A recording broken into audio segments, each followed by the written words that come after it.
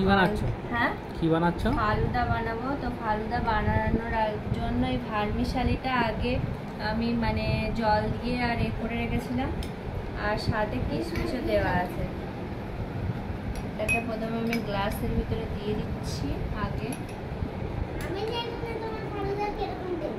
তুমি জানো না কেমন টেস্ট? নিচে আসো, তুমি নিচে আসো। আমার ফালুদা আমি বানাচ্ছি, আমিই খাবো, সাফওয়ানকে দেবো না। আর এখানে আছে চিয়া সিড ভিজানো, এই যে।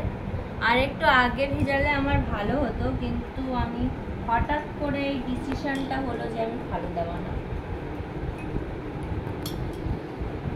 1 চামচ করে দিয়ে দিচ্ছি। আমার চিয়া সিডটা একটু বেশি করে দেবে, আমি একটু বেশি করে ভালো লাগে চোখ। চিয়া সিডটা বেশি ভালো লাগে আমার চোখ।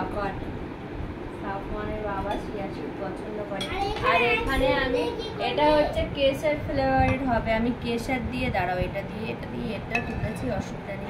কেশর দিয়ে দেখো, কেশরটা দেখা যাচ্ছে, হয়ে গেছে, এই যে দেখা যাচ্ছে, এই যে কেশর দিয়ে, এটা কেশর ফ্লেভারের হবে বলে আমি কেশর দিয়ে এটাকে ভালো করে জাল করে রেখেছিলাম।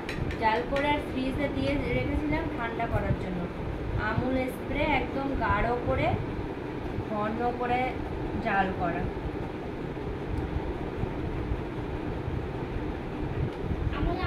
আমি এটা একদমই চিনি ইউজ করিনি, কারণ আমুল স্প্রে তো একটু ঠান্ডা, সেই চিনি ঠান্ডা বলছে, আমুল স্প্রে ঠান্ডা, এমনি ওদের কথাও উল্টো পাল্টা হয়ে যাচ্ছে।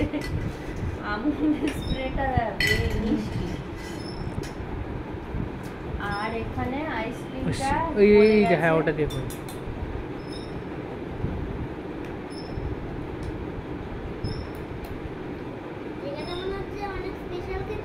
হ্যাঁ, সাফওয়ান বলছিল তুমি কি বানাচ্ছো বেকার জিনিস, এবার বলছে স্পেশাল। সাফওয়ানের কিন্তু হবে না।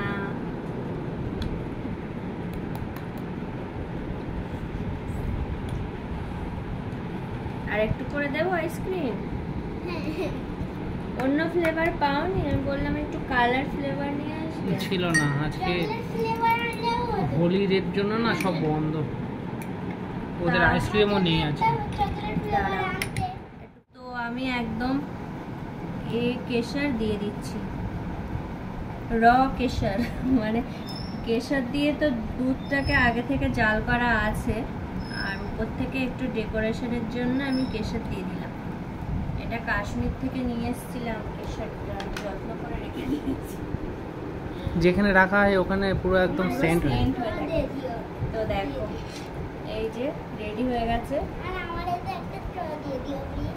স্ট্র নিয়ে এসো।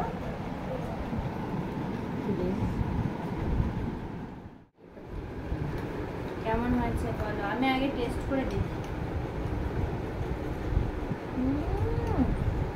দোকানের থেকে অনেক বেশি ভালো। কিরকম আছে? গুলিয়ে নিন একটু, দারুণ টেস্ট হয়েছে। কালো কালো যেটা কি?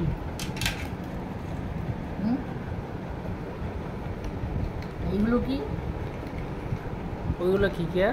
ওগুলো চিয়া সিড। কেন, আপনি ফালুদা দোকান থেকে আনলেও তো থাক। জানি না। বস।